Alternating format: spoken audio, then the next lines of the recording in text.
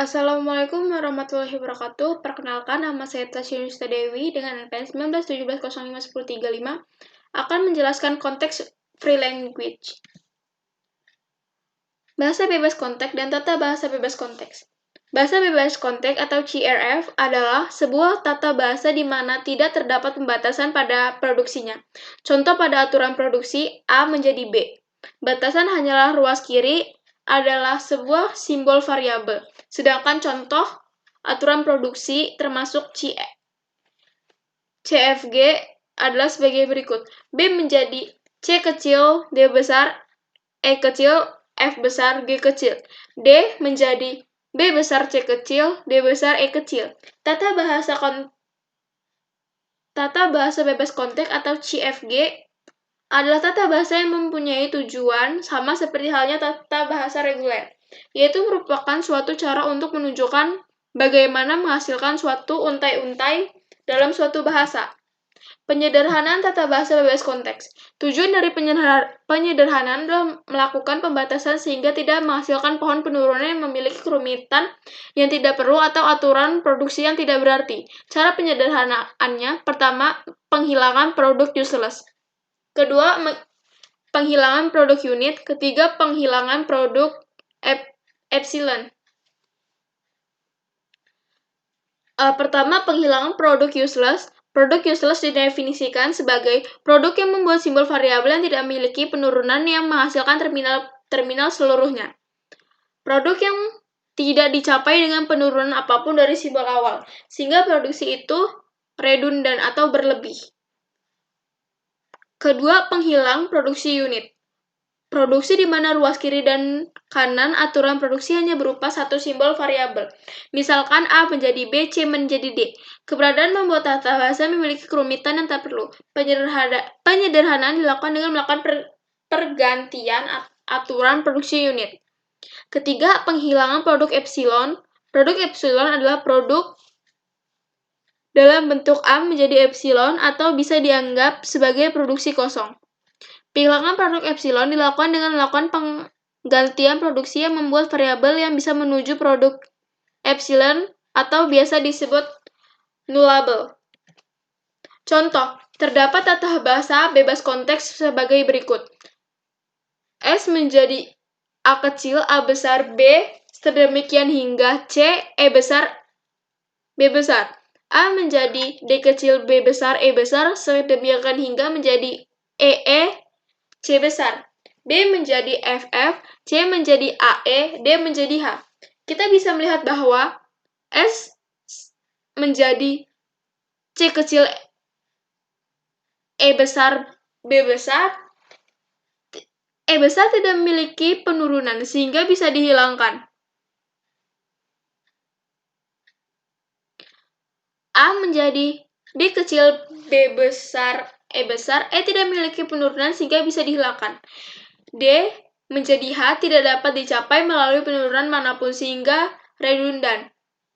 Keempat, B menjadi FF karena S menjadi C kecil, E B besar, dan A menjadi D B besar, E besar sudah dihilangkan, maka tidak akan dapat dicapai melalui penurunan manapun sehingga bisa dihilangkan. Maka aturan produksi yang useless adalah sebagai berikut. S menjadi C, E besar, B besar, A menjadi D kecil, B besar, E besar, D menjadi H, B menjadi FF. Sehingga tata bahasa bebas konteks hasil penyederhanaan adalah sebagai berikut. S menjadi A kecil, A besar, B kecil, A menjadi E kecil, C besar, C menjadi A kecil, E kecil. Pohon turunan.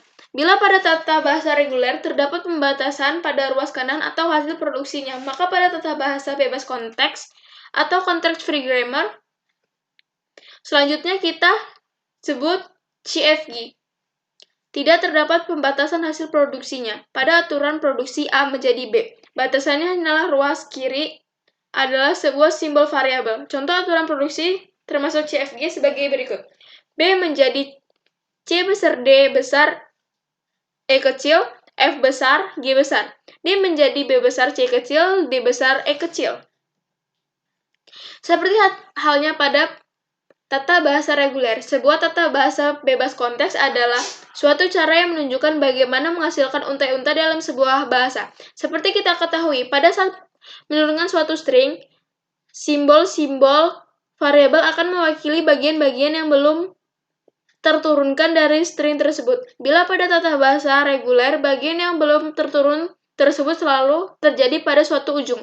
Pada tata bahasa bebas konteks, bisa terdapat lebih banyak bagian yang belum terturun itu dan bisa menjadi di mana saja. Ketika penurunan itu sudah lengkap, semua bagian yang belum terturun diganti oleh string-string yang mungkin saja kosong dari himpunan simbol terminal. Bahasa bebas konteks menjadi dasar dalam pembentukan suatu parser atau proses analisis sintaksis.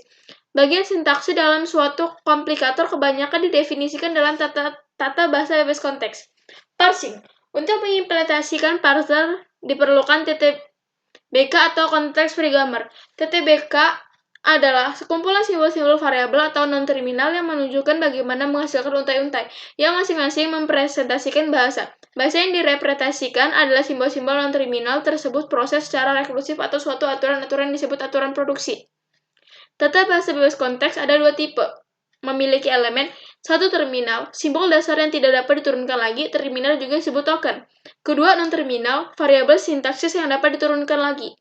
Pohon atau tree adalah suatu graf terhubung dari sikuler yang memiliki satu simpul atau node yang disebut akar, dan dari situ memiliki lintasan ke simpul. Pohon penurunan atau derivation tree atau parser tree berguna untuk menggambarkan bagaimana perolehan suatu string atau untai dengan cara menurunkan simbol-simbol variabel dengan simbol terminal.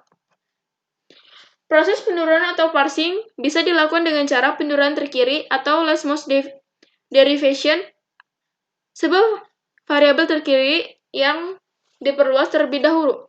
Kedua, penurunan terkanan, right derivation, simbol variabel terkanan diperluas terlebih dahulu. Misalnya terdapat tata bahasa bebas konteks. S menjadi A kecil, A besar, S besar, sedemikian hingga menjadi A menjadi S besar, B kecil, A besar, menjadi B kecil, A kecil. Untuk memperoleh untaian A, B, A, simbol menjadi dibaca menurunkan dengan penurunan terkiri. S menjadi A kecil, A besar, S menjadi A, S kecil, B kecil, A besar, S besar, menjadi A, B, A besar, S menjadi A, B, B, A, S menjadi A, B, B, A. Dengan penurunan kanan, S menjadi A besar S, kemudian menjadi A besar S, kemudian menjadi AS besar B, A besar A, menjadi A, S, B, B, A, kemudian menjadi A, B, A. Meskipun proses penurunannya berbeda, namun akan tetap memiliki pohon penurunan yang sama. Biasanya persoalan yang diberikan berkaitan dengan pohon penurunan adalah untuk mencari penurunan yang hasilnya menuju ke suatu untai yang ditentukan. Dalam hal ini, perlu untuk melakukan percobaan pemilihan aturan produksi yang bisa menuju ke solusi. Tata bahasa ambigu atau ambiguitas. Ambiguitas atau kedui-artian terjadi bila terdapat lebih dari satu pohon penurunan yang berbeda untuk memperoleh suatu nilai. Misalkan terdapat tata bahasa bebas konteks. S menjadi A sedemikian hingga B, A besar menjadi A, B besar menjadi A. Untuk memperoleh untai A bisa terdapat dua cara penurunan. S menjadi A besar, kemudian menjadi A, S besar, kemudian menjadi B, kemudian menjadi A. Contoh lain, terdapat tata bahasa bebas konteks S menjadi S besar, B kecil, S besar, sedemikian hingga S besar, C kecil, S besar, menjadi sedemikian hingga menjadi A. Kita menurunkan untai A, B, A, C, A dengan dua cara, yaitu S menjadi S besar, B kecil, S besar, menjadi S besar, B kecil, S besar, C kecil, S besar, menjadi S besar, B kecil, S besar, C, A. Kemudian S besar BACA, kemudian menjadi ABACA. S menjadi SCS, kemudian SCS, kemudian ABSCS, kemudian menjadi ABACS, kemudian ABACA. Untuk unta yang sama, ABACA dapat dibuat pohon penurunan yang berbeda. Maka dapat dikatakan tata bahasa bebas konteks tersebut ambigu. Jadi untuk menunjukkan bahwa suatu tata bahasa bebas konteks ambigu bisa dilakukan dengan menemukan unta yang memungkinkan pembentukan lebih dari satu pohon penurunan. Ambiguitas dapat menimbulkan masalah pada bahasa-bahasa tertentu, baik dalam bahasa alami maupun bahasa pemrograman. Bila suatu struktur bahasa memiliki lebih dari suatu dekomposisi atau penurunan dalam susunan akar menentukan arti, maka artinya menjadi ambigu. Sekian, terima kasih. Wassalamualaikum warahmatullahi wabarakatuh.